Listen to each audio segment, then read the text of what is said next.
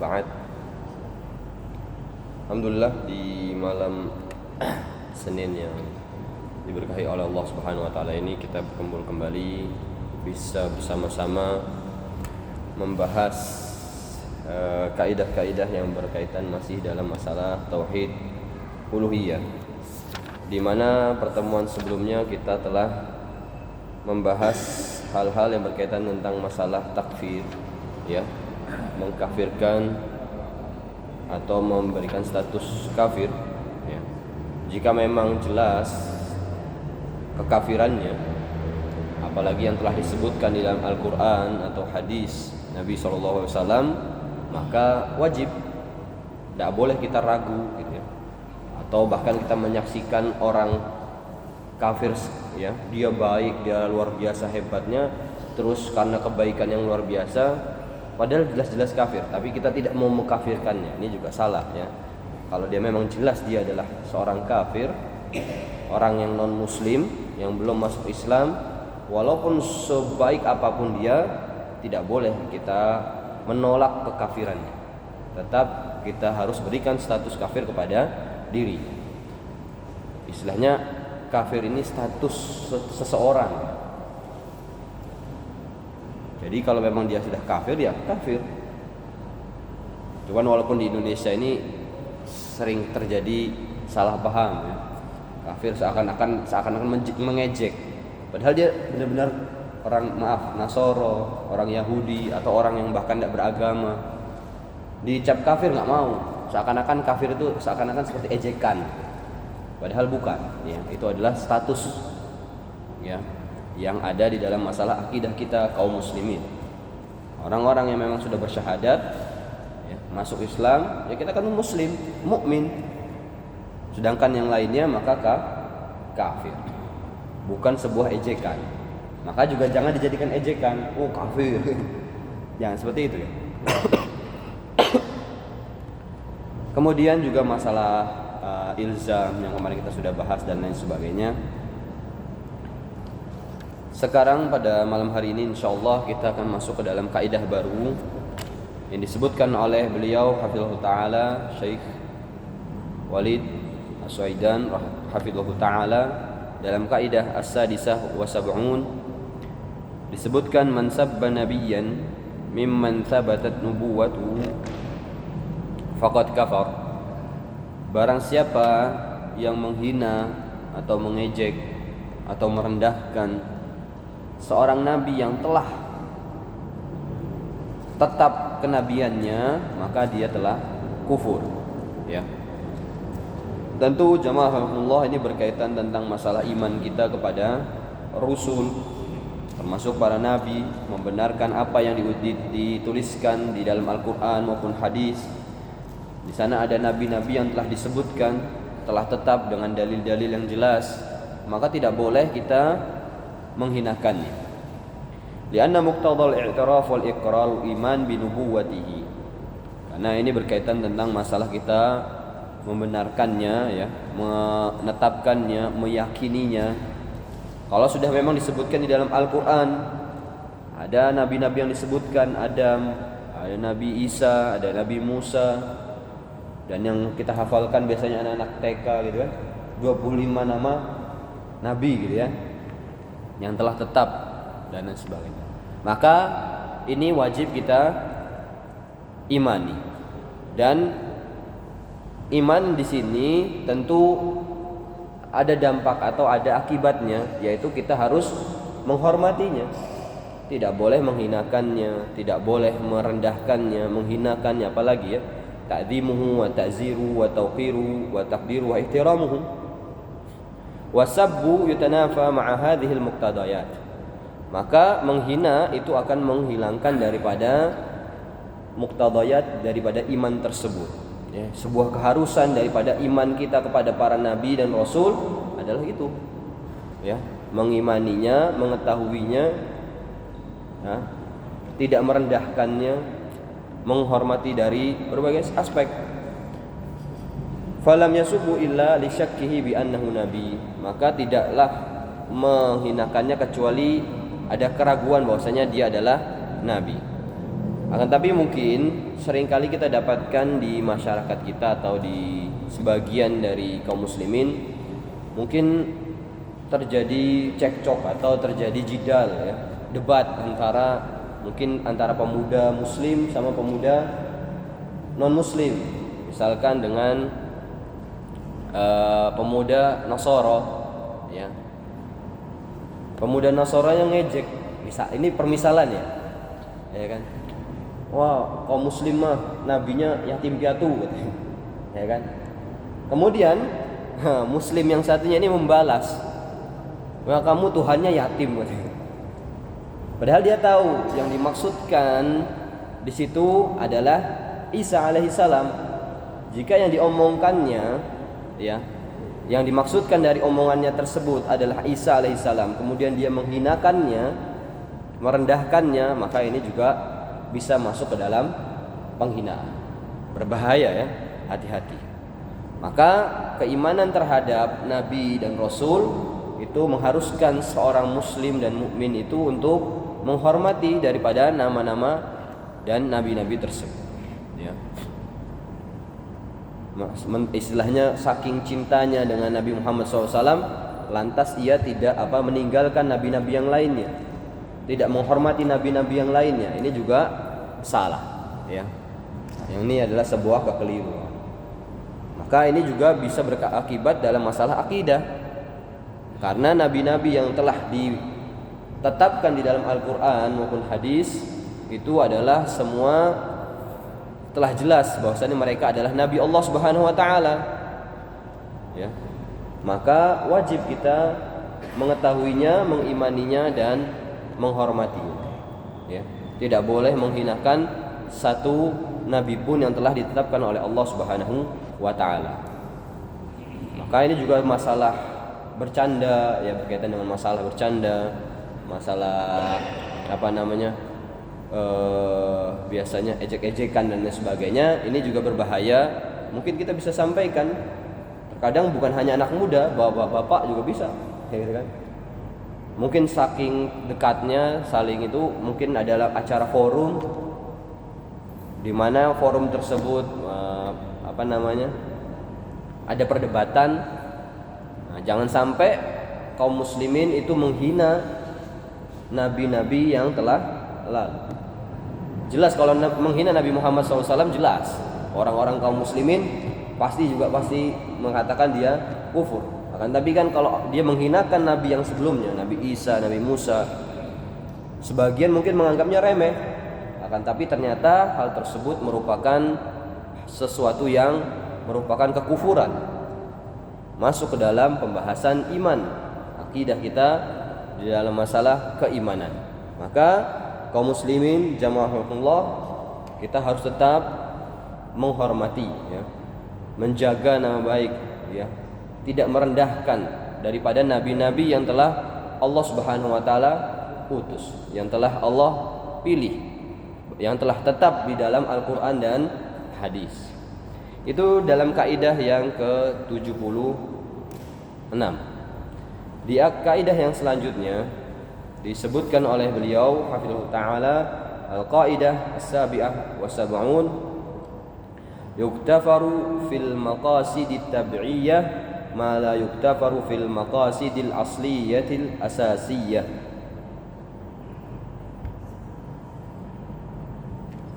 Ada kaidah yang menyebutkan ada suatu hal yang dia diterima, yang dia dianggap dibalaskan, diberikan ganjaran jika dia diletakkan di dalam tujuan yang menyertai, tujuan kedua, bukan tujuan asli. Ma la yuktafar, yang mana jika ia ditaruh di tujuan asli, maka ia tidak dianggap, tidak diterima, atau yuktafar bisa juga tidak diampuni. Jadi ada suatu hal, kan biasanya dalam kaidah yang biasa kita tahu, kalau kita mau melakukan sesuatu, niat awal itu, niat pertama itulah yang dianggap ya, yang diterima. Akan tapi dalam kaidah ini dibalik. Apa yang menjadi niat kedua itu diterima, tapi ketika dia tidak diletakkan di pertama, maka dia tidak diterima. Bagaimana maksudnya? Dijelaskan oleh beliau. Diberikan contoh, fa idza wasala al-insan rahimahu, jika seseorang menyambung tali silaturahmi, liyukthira malahu wa yuzadu fi umrihi, tujuan utamanya ketika seorang mau menyambung silaturahmi ini adalah untuk memperbanyak hartanya atau memperpanjang umurnya. Karena memang ada hadis yang menyebutkan hal tersebut. Fa in kana qasdu hadza bil qasdil awwal fa'amaluhu mardud. Maka amalnya tertolak jika ia letakkan niat ini menjadi niat awal, niat qasdul asli, niat asli. Niat asli itu apa? Niat yang menggerakkan dirinya untuk melakukan sesuatu. Jadi ada dua, ada qasdul asli, ada qasdu tabi'i. Kalau qasdu asli adalah niat yang muncul pertama kali di hatinya, yang mana niat itu menggerakkan dirinya untuk melakukan suatu amal. Kalau qasdu tabi'i adalah maksud yang menyertainya. Jadi bukan yang menggerakkannya, bukan pondasi daripada amal tersebut, hanya saja mengikutinya. Ya. Contoh misalkan saya buat bangunan, pondasinya batu, ya kan? Pondasinya batu, maka itu menjadi pondasi awal saya membangun bangunan. Kemudian saya sertakan di dalamnya, di samping-sampingnya adalah kerang-kerang misalnya, atau kerikil kecil. Maka sebenarnya bangunan tersebut dibangun di atas batu. Sedangkan kerikil itu hanyalah sesuatu yang menyertainya saja. Begitu juga amal. Ada niat yang membangun daripada amal tersebut. Nah, di sini dicontohkan adalah seseorang dia menyambung silaturahmi, ya, dengan pamannya, dengan pakdenya, atau dengan keponakannya, dengan keluarganya, ya, dengan kerabatnya, dia menyambung silaturahmi. Akan tetapi ternyata dia menyambung silaturahmi itu setelah mendengarkan kajian bahwasanya menyambung silaturahmi itu bisa memperpanjang umur, bisa memperbanyak harta. Jadi dia melakukan itu, niat awalnya, niat yang menggerakkan dirinya untuk melakukan hal tersebut adalah hal tersebut, bukan untuk Allah Subhanahu wa taala. Ya. Maka disebutkan di sini fa in kana qasdu hadza bi qasdil awwal fa amaluhu mardud, maka amalnya tertolak. Yang dimaksudkan tertolak di sini tentu tertolak di sisi Allah Subhanahu wa taala. Tidak ada nilainya di sisi Allah Subhanahu wa taala. Wa in kana qasduha bi qasdi tabi'i wa kana awwal maqasidihi at-ta'abbud lillah wa imtithalihi li amrihi fi sillatir rahmi fala haraj alaihi. Jika ia letakkan niat ini, ya, untuk memperpanjang umur, ya, berkah hartanya dan sebagainya, ini ada di niat kedua, niat yang menyertainya saja. Tapi pada dasarnya ia melakukannya adalah karena untuk ibadah pada Allah Subhanahu wa taala, menjalankan perintah Allah Subhanahu wa taala untuk menyambung silaturahmi, mengikuti Nabi sallallahu alaihi wasallam. Maka ini tidak masalah. Fala haraj, boleh seseorang melakukan hal demikian. Id yuktafar fit tawabi' ma la yuktafar fil maqasid.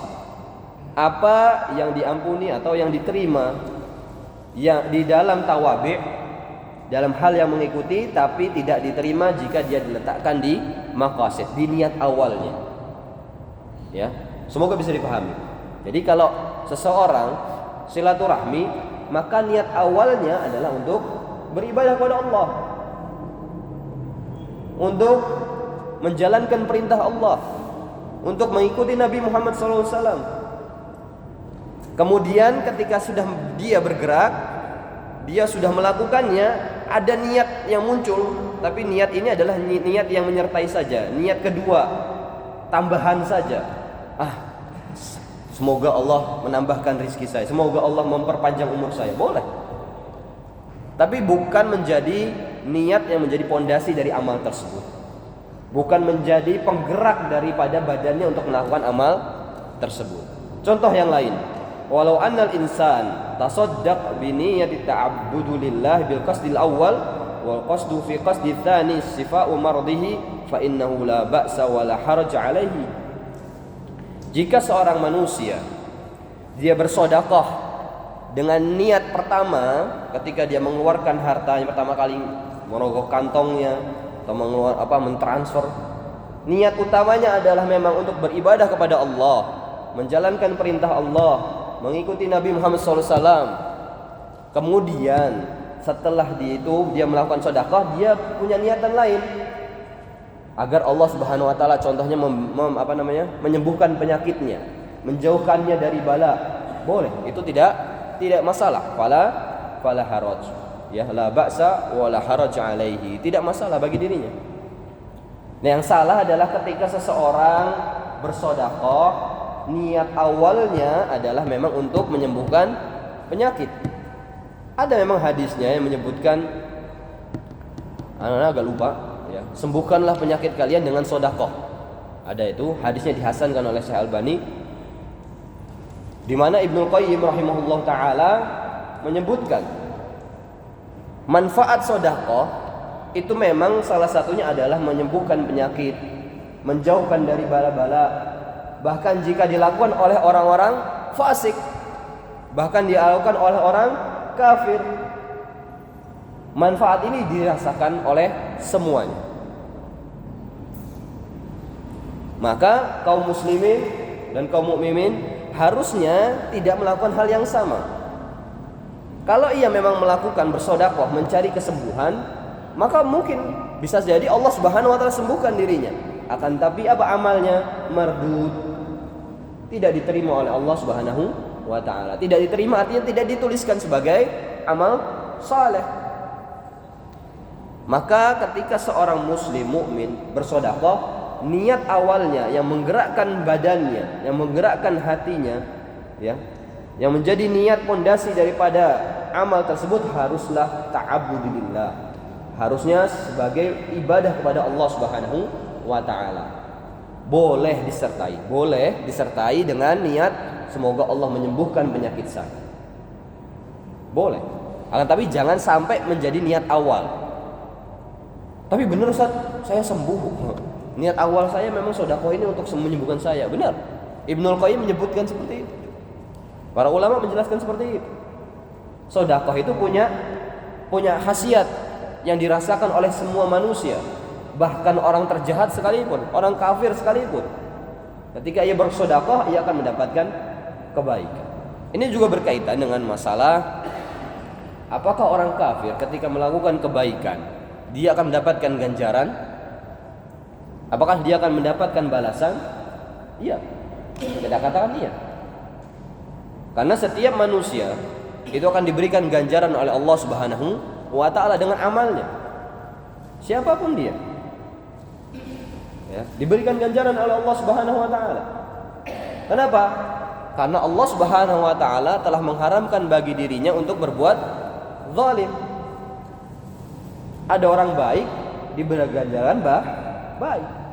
Akan tapi yang membedakan kaum muslimin dan kaum kufar dan kaum munafikin adalah Allah Subhanahu wa taala menjadikan amalnya seorang muslim itu kebaikan untuk dirinya baik di dunia apalagi di akhirat. Bahkan bisa saja ganjaran di dunianya Allah tahan, akan tapi pasti Allah berikan ganjaran di akhirat. Sedangkan orang kufar Allah pasti gak beri ganjaran di dunia, sehingga nanti kelak di akhirat tidak ada sesuatu yang dituntut pada Allah Subhanahu wa taala. Allah pasti berikan ganjaran sesuai dengan amalnya, sehingga nanti di akhirat tidak ada sesuatu yang bisa dia tuntut dari Allah Subhanahu wa taala. Telah Allah berikan semua. Kalau kita bahas tentang masalah niat, kita masih ingat bagaimana golongan orang yang masuk neraka. Niat berjihad, nanti ada salah satunya dermawan, ya, memberikan sedekah dan sebagainya. Ketika ditanya oleh Allah, apa yang kau lakukan di dunia? Dia jawab, aku menginfakkan hartaku dan sebagainya. Kata Allah, kadzabta, engkau berbohong. Tujuanmu adalah dianggap dermawan, dipanggil dermawan oleh manusia, dan Allah telah berikan. Artinya Allah telah beri ganjaran sesuai dengan apa yang ia niatkan. Akan tapi di akhirat tidak ada sesuatu pun di sisi Allah Subhanahu wa taala sehingga ia diseret ke neraka. Ini juga berkaitan dengan masalah bab ini, kaidah ini, ya. Artinya seseorang bersedekah, maka hendaknya yang ia lakukan pertama kali, niat yang menggerakkan dirinya adalah beribadah kepada Allah Subhanahu wa taala. Ya. Banyak beberapa amal ya telah disebutkan oleh Nabi SAW, termasuk manfaat-manfaat di dunianya, seperti tadi silaturahim, ya, kemudian juga sedekah dan lain sebagainya. Seperti itu jamaah Allah. Disebutkan lagi contoh yang berikutnya, walau annal insana dakhala kuliyyah syar'iyyah liyata'allam al-ilma syar'i liya'mal bihi wa yu'allim ghayrahu bil qasdil awwal thumma nawa bil qasdil tsani at-tafawwuq ala zumala'ihi aw akhdhi syahadah aw wadhifah fala haraj. Jika seorang manusia, di sini sebutkan masuk kuliah syariah, ya bahasnya kita masuk perkuliahan ilmu atau masuk pondok, masuk sekolah Islam. Dia belajar ilmu syar'i, tujuan utamanya adalah untuk mengamalkan ilmu tersebut, bahkan mengajarkan, yang mendakwahkan ilmu tersebut kepada yang lainnya. Itu menjadi niat awalnya. Kemudian muncul niat lainnya. Niat lainnya apa?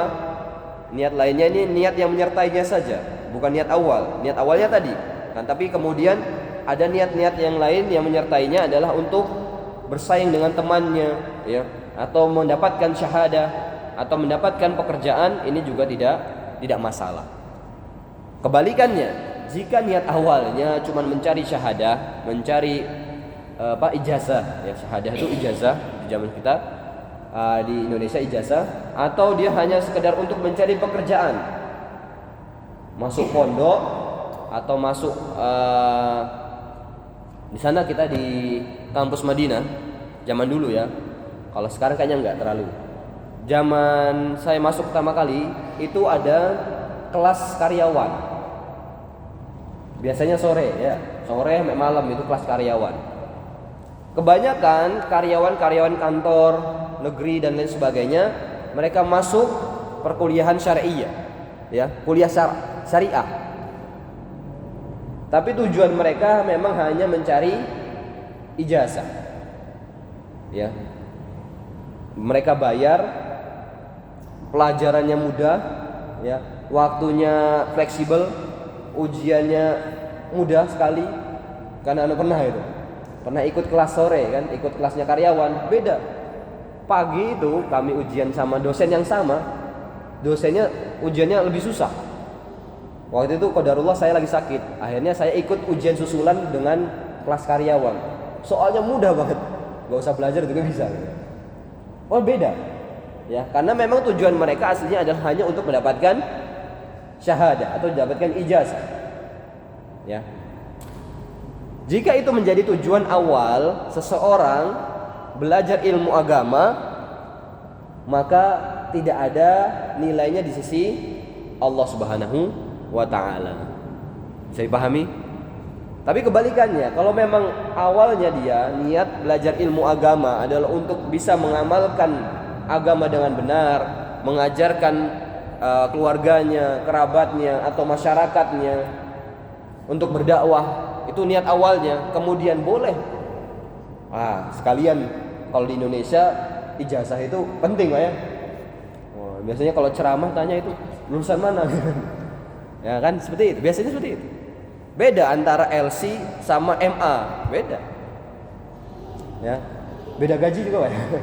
Doktor juga beda, karena di Indonesia melihat seperti itu, dilihat salah satunya adalah ijazahnya. Nah, ketika seseorang masuk untuk mempelajari ilmu agama, niat awalnya adalah untuk mengejar ijazah tersebut, maka amalnya tertolak. Ia akan mendapatkan ijazah sesuai dengan yang ia inginkan, akan tapi tidak ada nilainya di sisi Allah Subhanahu wa taala, ya. Sama seperti kita misalkan duduk di sini, duduk di majelis ilmu, niat awalnya kenapa? Karena diperintahkan ustadz, ya, atau niatnya disuruh sama bapaknya gitu kan, sama abinya, itu ikut kajian gitu kan. Niat awalnya hanya supaya tidak dimarahin abinya. Nah, ini dia duduk di sini, ya sudah, dia mendapatkan tidak dimarahi abinya, akan tapi tidak ada nilainya di sisi Allah Subhanahu wa taala, ya. Maka kalau kita mau mengajak anak-anak kita, ya, sekaligus bukan hanya perintah tapi juga info, ya, dikabarkan kepada mereka, disemangati mereka tentang beribadah kepada Allah, bahwasanya belajar agama itu kewajiban kita seorang muslim, ya. Talabul ilmi fardhatun ala kulli muslim, bahwasanya namanya belajar ilmu agama itu wajib, fardu ain, ya, untuk setiap muslim. Ada pahalanya di sisi Allah, kasih, ya. Nanti kalau engkau belajar ilmu agama, Allah mudahkan engkau dengan belajar ilmu agama itu masuk surga. Dikasih motivasi. Jadi bukan hanya ancaman, ya, kalau nggak hadir ada hukumannya, gitu ya. Nah, tapi juga disemangati, ya, sehingga mereka duduk di sini mendapatkan pahala plus buat orang tuanya, ya kan, karena menunjukkan kebaikan. Nah, tapi kalau cuma sekedar ancaman dan lain sebagainya, bisa saja tidak bernilai apa-apa, ya. Begitu juga sholat dan semua ibadah, ya. Maka untuk kita jadikan seluruh ibadah yang kita lakukan, baik ibadah sholat, zakat, saum, atau ibadah-ibadah lainnya, zikir, bersedekah, tersenyum kepada seseorang, ya, atau membantu orang lain, menyingkirkan halangan dari jalan, semua itu niatkan untuk ibadah untuk Allah Subhanahu wa taala, ya. Wa man jahada li'ila'i kalimatillah bil qasdil awwal thumma qasada bil qasdi tabi'i syai'an minal ghanimah fala haraj id yuktafar fit tawabi' ma la yuktafar fil maqasid, ya. Ini contoh terakhir adalah seseorang ketika berjihad di jalan Allah Subhanahu wa taala, kemudian ia tujuan niatnya awalnya adalah untuk meninggikan kalimat Allah, meninggikan agama Allah Subhanahu wa taala, mengikuti perintah Allah Subhanahu wa taala, mengikuti perintah Nabi sallallahu alaihi wasallam. Niat awalnya. Kemudian ketika dia berjihad, ada niatan yang tabi' mengikuti daripada niat awal adalah untuk mendapatkan ghanimah, itu tidak masalah, ya. Tapi ingat-ingat, itu adalah niat tabi', mengikuti, bukan niat awal. Seperti itu, ya.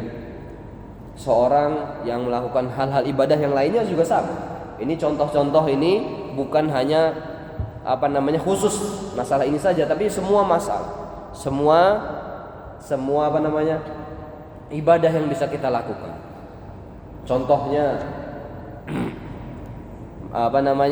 mengucapkan salam, ya, mengucapkan salam, wajah berseri-seri, ya kan, itu kan bisa menimbulkan apa? Satu, itu ibadah. Dua, bisa menimbulkan rasa cinta, ya kan? Menimbulkan rasa cinta di antara seseorang, ya, antara dua orang, ya. Tapi kalau ia melakukan salam, nah tujuannya misalkan ya, ada calon mertua, incarannya gitu kan, terus dia salam, niatnya supaya apa? Oh, dapat nilai plus gitu, ya. Atau sama ustadznya, ya, ketemu ustadz supaya dianggap murid yang baik gitu. Itu kalau niat awal dia melakukan salam untuk melakukan salam untuk itu, maka tidak ada nilainya di sisi Allah Subhanahu wa taala. Bahkan semua hal, menyingkirkan halangan, misalkan ada halangan di jalan, dia singkirkan supaya dianggap baik misalnya, atau supaya apa? Ya, untuk tujuan-tujuan dunia dan lain sebagainya. Nah, ini juga awalnya itu bisa bernilai ibadah, tapi tidak menjadi nilai ibadah di sisi Allah Subhanahu wa taala. Amal mardud, tertolak di sisi Allah Subhanahu wa taala. Tapi jangan sampai ada alasan, Ustaz, saya merasakan khasiatnya, Ustaz. Yang tadi kita contohkan misalkan sedekah gitu ya. Ada orang sedekah kemudian hartanya bertambah terus. Diingatkan, hati-hati ya, kalau bisa sedekahnya tetap menjaga keikhlasan. Enggak masalah kok. Niat saya untuk mendapatkan tambahan ya, supaya harta saya berkali-kali lipat. Ini berbahaya. Makanya kalau bisa ustadz atau siapapun yang menasihatkan seseorang untuk bersedekah, niat yang awal yang ia motivasi untuk orang lain adalah beribadah kepada Allah Subhanahu wa taala. Jangan sampai ya ceramah di depan banyak orang, ayo bersedekah. Kalau bersedekah nanti berkali-kali lipat dapat hartanya, ya kan? Anda sedekah 10.000 diganti oleh Allah 10 kali lipat. Terus gitu. Akhirnya nanti dapat 1 juta, 1 miliar, 1 triliun. Akhirnya jamaahnya bersedekah hanya untuk mengejar harta itu. Ya. Dan itu terjadi di tengah-tengah masyarakat kita. Maka dihindari seperti itu. Kalau bisa seorang dai itu bukan hanya ustadz ya. Dai itu adalah orang yang mengajak seseorang untuk melakukan amal soleh, mengajak pada Allah Subhanahu wa taala untuk beribadah. Usahakan yang disampaikan pertama kali adalah untuk ibadah kepada Allah Subhanahu wa taala. Ya. Ada orang sakit didatangin, "Oh, kamu kalau mau sembuh infak, sedekah." Itu ada hadisnya itu. Benar ada hadisnya, gitu kan. Supaya sembuh sedekah. Akhirnya dia bersedekah hanya untuk mencari kesembuhan. Nah, sebaiknya adalah kita ingatkan untuk beribadah kepada Allah. Ya. Kita ingatkan bersedekah, ya. Kamu bersedekah, berinfak, ya. Ikhlas untuk Allah Subhanahu wa taala. Nanti bisa jadi infakmu itu menjadi sebab kesembuhan. Itu boleh. Tapi kalau dari awal sudah dimotivasi untuk mengejar dunia, ini khawatirnya tidak ada nilainya di sisi Allah Subhanahu wa taala. Rugi. Kalau satu hal yang rugi yang disebutkan oleh Allah Subhanahu wa taala dalam Al-Qur'an, ya. Orang-orang yang merugi di surat Al-Kahfi itu apa? Yang mereka mengira bahwasanya mereka telah melakukan banyak kebaikan di dunia, akan tapi ketika di akhirat mereka tidak mendapat apa-apa. Itu orang yang rugi, ya. Perasaan saya sudah banyak ibadahnya, ya kan, banyak sedekahnya, saya belajar ilmu agama, saya berdakwah, tapi ternyata selama ini amal-amalnya semuanya adalah tujuannya untuk mengejar dunia, untuk mencari sesuatu dari dunia. Yang menjadi pokok daripada niat awalnya, yang menggerakkan hatinya adalah dunia. Maka tidak ada istilahnya tanggung jawab, Allah Subhanahu wa taala untuk membalasnya. Ya, tidak ada sesuatu yang bisa ia tuntut di sisi Allah Subhanahu wa taala. Karena memang bukan tujuannya Allah Subhanahu wa taala. Tapi ingat, bukan berarti tidak boleh menjadikan dia menjadi niat tabi'i. Boleh seseorang sedekah niat untuk Allah Subhanahu wa taala. Ya Allah, ana ikhlas bersedekah kepada Allah Subhanahu wa taala. Ya. Yang mana kemudian diikuti, disertai, ya. Kemudian ada niat lainnya yang menyertainya, qasdut tabi'inya adalah untuk agar Allah semoga bisa menyembuhkan penyakit saya. Semoga Allah memberkahi harta saya, memperpanjang umur saya dengan silaturahmi ini. Boleh. Jika itu menjadi qasdut tsani atau qasdut tabi'i. Semoga bisa dipahami jamaah Allah. Masuk kaidah, masih ada waktu. Kaidah yang berikutnya, masalah syirik. Al-qaidah al-mutaakhirin, al-qaidah tsaminah wa sab'un. Kaidah yang ke-78 disebutkan oleh beliau, syirkul mutaakhirin a'zam wa aghlad min syirkil awwalin. Ya. Bahwasanya syirik yang dilakukan oleh orang-orang mutaakhirin, orang-orang yang telah jauh dari zaman Nabi SAW, itu lebih besar syiriknya, lebih berat daripada syirik orang-orang terdahulu. Kenapa para ulama menjelaskan alasan kenapa disebutkan seperti itu? Yang pertama, al-illah ula, ya, anna syirkal awwalin kana fi raha duna siddah. Bahwasanya syiriknya orang-orang terdahulu, ya, itu dalam keadaan lapang, keadaan senang, bukan dalam keadaan sempit atau dalam keadaan susah, ya. Kama qala ta'ala fa idza raqibu fil fulki da'u Allah mukhlishina lahud-din falamma najjahum ilal barri idza hum yusyrikun. Ini yang digambarkan oleh Allah Subhanahu wa taala di dalam surat Al-Ankabut, bahwasanya gambaran orang terdahulu ketika mereka menaiki kapal, ya, dalam keadaan yang susah, ya, karena khawatir dengan nyawa mereka ikhlas berdoa kepada Allah Subhanahu wa taala. Akan tapi ketika Allah Subhanahu wa taala selamatkan mereka sampai kepada daratan, mereka berbuat syirik. Ini orang terdahulu. Wa amma syirkul mutaakhirin, sedangkan orang-orang, ya, syiriknya orang-orang sekarang, ya, orang-orang ke belakang sini, fayakunu fi raha, dalam keadaan senang, wa fi syiddah, bahkan juga di dalam keadaan sempit, dalam keadaan susah. Bal rubbama syirkul mutaakhirin fi syiddah a'dham min syirkihim fi raha. Bahkan syirik mereka itu lebih mengerikan, lebih besar daripada ketika mereka dalam keadaan sulit. Dan itu banyak contohnya di sekitar kita.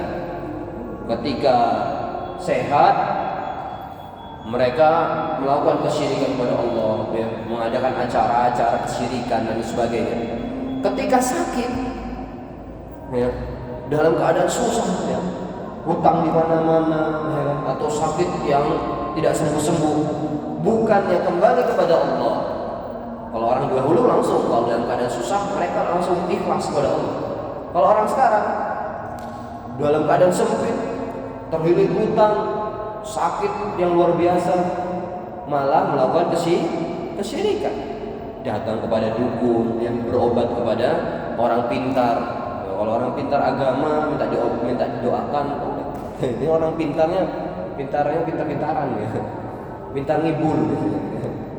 Datang mereka minta disembuhkan, dijampi-jampi supaya sembuh, supaya lepas dari hutangnya dan lain sebagainya. Makanya kaidah ini benar adanya, bahwasanya kesyirikan di zaman sekarang, di zaman-zaman orang-orang yang belakangan itu lebih besar, lebih berat daripada orang-orang terdahulu. Kenapa? Kalau orang terdahulu mereka dalam keadaan senang, ya, mereka melakukan syirik. Tapi ketika mereka dalam susah, dalam keadaan sempit, mereka akan kembali kepada Allah Subhanahu wa taala. Benar-benar ikhlas untuk Allah Subhanahu wa taala. Tapi zaman sekarang enggak. Bahkan dalam keadaan susah sekalipun dia melakukan kesyirikan kepada Allah Subhanahu wa taala. Datang ke kuburan, datang ke pohon, mencari kesembuhan, mencari agar dilepaskan dari lilitan hutang dan lain sebagainya. Seperti itu. Kaidah ini kita cukupkan dulu karena masih agak panjang. Kita insyaallah kita sambung di pertemuan berikutnya باذنillah taala. Subhanakallahumma wa bihamdika asyhadu an la ilaha illa anta astaghfiruka wa atubu ilaik. Jazakumullahu khairan wa barakallahu fikum wa sallallahu ala nabiyyina Muhammad wa ala alihi washabbihi ajmain. Wassalamualaikum warahmatullahi wabarakatuh.